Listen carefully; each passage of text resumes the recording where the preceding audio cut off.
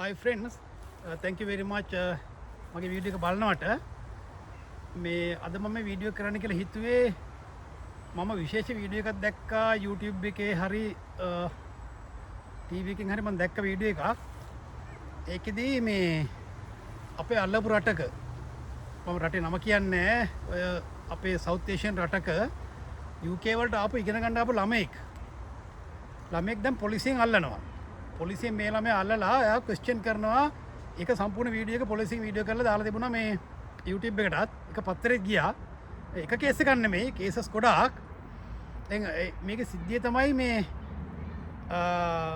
මේ පුද්ගලයා මේ අවුරුදු 16ට වඩා අඩු ගෑනු ළමයෙක් එක්ක සම්බන්ධකමක් ඇති කරගෙන තියෙනවා ඊට පස්සේ කොහොම හරි මේ සම්බන්ධකමක් තියෙනවා කියලා ඒක පොලිසියට කවුරුහරි කියලා ඊට පස්සේ මේ පොලිසිය මෙයාව ට්‍රැක් කරලා මෙයාව අල්ලගන්නවා අල්ලගෙන පොලිසිය අහන ප්‍රශ්න වලට අඩුම ගානේ යාට උත්තර දී ගන්නවත් බෑ එතනදී වෙලා තියෙන්නේ මෙයා ගෑනු ළමයෙක් එක්ක සම්බන්ධකමක් ඇති කරගෙන අවුරුදු 16ට අඩු ඒ ළමයට ටෙක්ස්ට් කරලා තියෙනවා ඒ මොනවද කරපු ටෙක්ස්ට් ටික අපි දන්නේ නැහැ ඒ පොලිසියෙන් ඒව කියන්නෙත් නැහැ කොහොම හරි ඒක තමයි වරද අල්ලගෙන අන්තිමට රිමාන්ඩ් කරනවා අල්ලගන්නවා ඒක රිමාන්ඩ් කරනවා ඊට පස්සේ එයා වරන් යනවා ඉතින් මෙතනදී වෙලා තියෙන්නේ මේ 16ට අඩු ළමයෙක් එක්ක සම්බන්ධකමක් ඇති කරගෙන මේ වැඩිහිටියෙක් එයා ඉගෙන ගන්න ආපු කෙනෙක් වුණාට වැඩිහිටියෙක් සම්බන්ධකමක් ඇති කරගෙන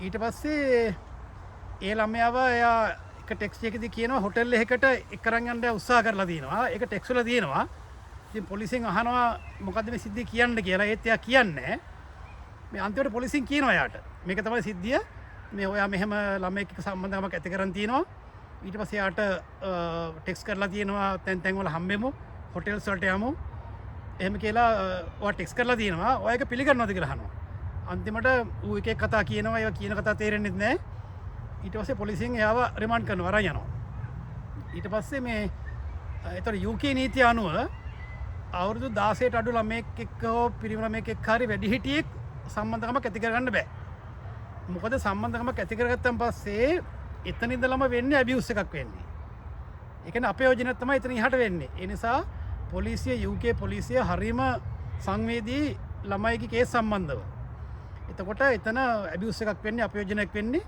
ඒ නිසා පොලිසිය තදින්ම ක්‍රියා කරනවා සමහර වෙලාවට මේ කේස් එක පොලිසියට කිව්වේ කවුද දන්නේ නැහැ සමහර දෙමව්පියෙක් හරි යාළුවෙක් හරි යාගේ නැත්තම් ටීචර් කෙනෙක් හරි කියන්න ඇති ඒ කිව්ව වෙලේ ඉඳලා පොලිසිය තනිකරම ෆලෝ කරනවා ට්‍රැක් කරලා කොහොම හරි ඒක අල්ලා ගන්නවා ලංකාවේ වගේ මේක ලීසින් අතාරින්නේ නැහැ ඉතින් අන්තිමට ඒලා ඒ UK සල්ලි ගණක් ඉදන් කළා UK ඉගෙන ගන්න ආපු ළමයාට අන්තිමට වෙන්නේ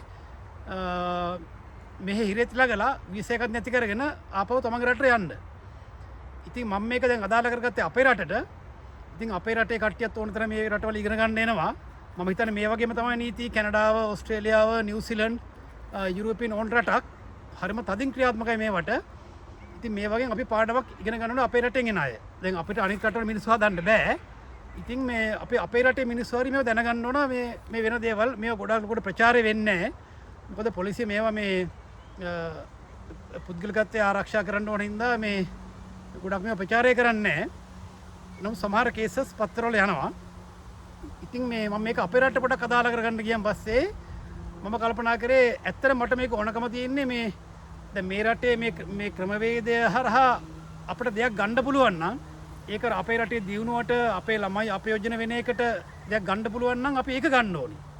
ඉතින් මේ දැන් UK පොලිසිය ළමයි සම්බන්ධව මේ සිද්ධියේදී මෙහෙම ක්‍රියා කරාට මම නම් අපේ රටේ එහෙම සිද්ධියක් ක්‍රියාත්මක වුණා කියලා මම දැකලම නැහැ. මම දැකලා තියෙනවා ළමයි දූෂණය කළා රේප් කරලා ළමයින්ට ගහලා ඒ බරපතල දේවල් වුණාන් පස්සේ පොලිසිය ඇක්ෂන් ගන්නවා ඒවට නීතියෙන්. නමුත් මේ වගේ සිද්ධියක් අරමුණු කරගෙන මෙහෙම දෙයක් මම ලංකාවේ දැකලා නැහැ. ඉතින් එතනදී මම ඉන්ටර්නෙට් එක සර්ච් කරා මේක. එතනදී කියන්නේ ළමයෙකුට අනාගතයේදී දැන් ලංකාවේ නම් වෙන්නේ රේප් කේස් එකක් වුණාන් පස්සේ තමයි කේස් එක පත්තු වෙන්නේ. එක්ක ළමයි ප්‍රෙග්නන්ට් වෙන්න ඕනි. ඒක තමයි කේස් එක ඔක්කොම ප්‍රචාරවල යන්නේ. නමුත් මෙතනදී මේ කේස් එක අනාගතයේදී ඒ ළමයාව ඇබියුස් කරන්න අපයෝජන කරන්න සහ සෙක්ෂුවල් ඇබියුස් එකක් වෙන්න හරි අනාගතයේ දවසක ලිංගික ක්‍රියාකාරකමක් වෙන්න මොන හරි පාදක වෙන මොන හරි ටෙක්ස්ට් එකක් යාලා තිබුණා නම් වැඩි හිටියා එයා ඒ වරදට අහු වෙනවා. ඉතින් මේක මම ලංකාවට අදාළ කරන්න බැලුවේ මම දැක්ක ලංකාවේ සර්ච් කරන් පස්සේ මට හොයාගන්න හම්බුණා ලංකාවේ පොලිසිය රිපෝට්ස් වගේක් ඒකේ තිබුණා ලංකාවේ අවුරුද්දකට මම හිතා 2024 හරි 23 හරි වෙන්න ඇති අවුරුද්දකට ළමයි 233ක් සමහරට ඒක ආසන්නයක් වෙන්න ඇති වරදින්න පුළුවන් ළමයි 233ක් ප්‍රෙග්නන්ට් වෙලා තියෙනවා 18 අඩු ළමයි. ඉතින් ඒතකොට ඒක බරපතල ප්‍රශ්නයක්. දැන් ලංකාව වගේ රටක් ගත්තන් පස්සේ ඇත්තටම ඒ වගේ දෙයක් ළමයෙකුට වුණොත් එහෙම ඒ තනිකර ළමයාගේ අධ්‍යාපනය කඩාකප්පල් වෙනවා. ඉතින් දෙමව්පියෝ සමාජයට මුහුණ දෙන්න බැරි වෙනවා. මම සමහර කේසස් ඇති ඒ ළමයා සීදිවි හානි කරගන්නවා. ඉතින් මේ රටවල් නම් එහෙම දෙයක් වුණොත් ඒකට ගන්න වෙනම ඇක්ෂන් තියෙනවා. ඒ ළමයාගේ ආරක්ෂාව සඳහා මේ රටවල ලොකු ඇක්ෂන් ප්‍රමාණයක් මෙහි තියෙනවා. ඒ ආණ්ඩුව එක ගන්නවා. ඒ ළමයාව ආරක්ෂා කරනවා. ඉතින් ලංකාවේදී නම් මම හිතන්නේ ආණ්ඩුව එච්චර සපෝට් එකක් දෙනවා කියලා අඩුම ගානේ ලංකාවේ නඩුවක් අහලා ඉවර කරන්නත් අඩුම ගානේ අවුරුදු 15ක් 20ක් යනවා. එතකොට තමයි ඒ ළමයා වෙන කසාදයක් කරගෙන පවුලක් පන්සලක් වෙලා ඉන්න කාලේ තමයි මේ නඩු තීන්දුව හම්බෙන්නේ. ඉතින් මේ මෙතනදී අපිට ගන්න පුළුවන් ආදර්ශය තමයි දැන් ළමයෙක් ඇත්තටම දූෂණය වුණාන් පස්සේ ප්‍රෙග්නන්ට් වුණාන් පස්සේ වැඩක් නෑ කතා කරලා. එතකොට ළමයාට වෙන්න ඕන හරි වෙලා ඉවරයි.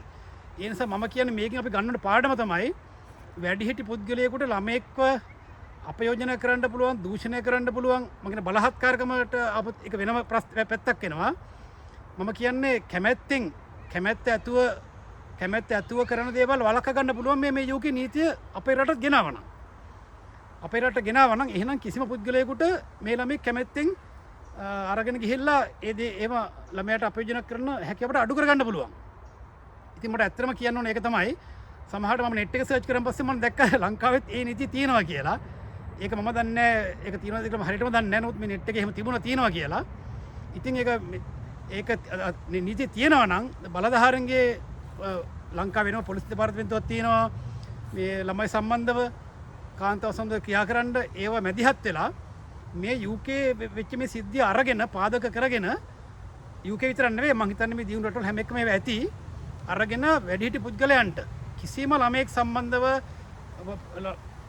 සම්බන්ධව මෙහෙම දේවල් කරන්න බැරි වෙන්න නීතිය හදන්න ඕනේ. ඒවා මිනිස්සුන්ට ප්‍රචාරය කරලා දැනුවත් කරලා එහෙම දේවල් කරා නම් අපේ රටේ අර අවුරුද්දකට 233ක් පාසල් ළමුන් හෝ 18 ළමයි ප්‍රෙග්නන්ට් වෙනකොට වළක්වා ගන්න පුළුවන්.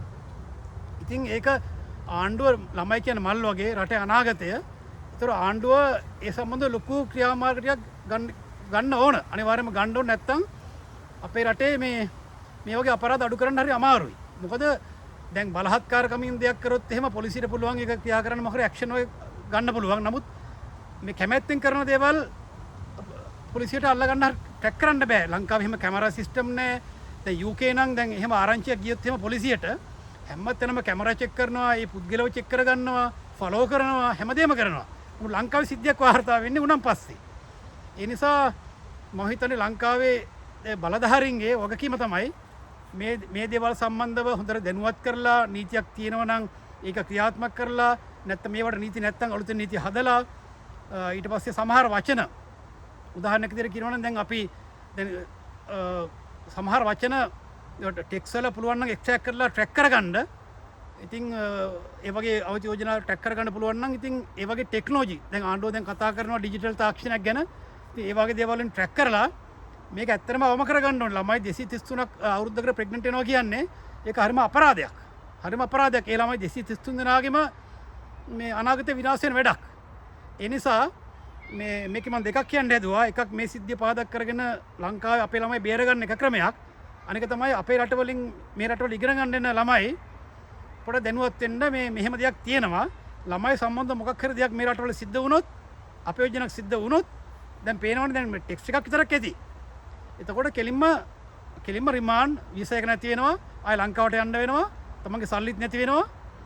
ඒ හින්දා ලොකු දේවල් සිද්ධ වෙනවා. ඒ හින්දා ඔය හැමෝටම මේක අදාළ වෙන්න තමයි මේ කිව්වේ.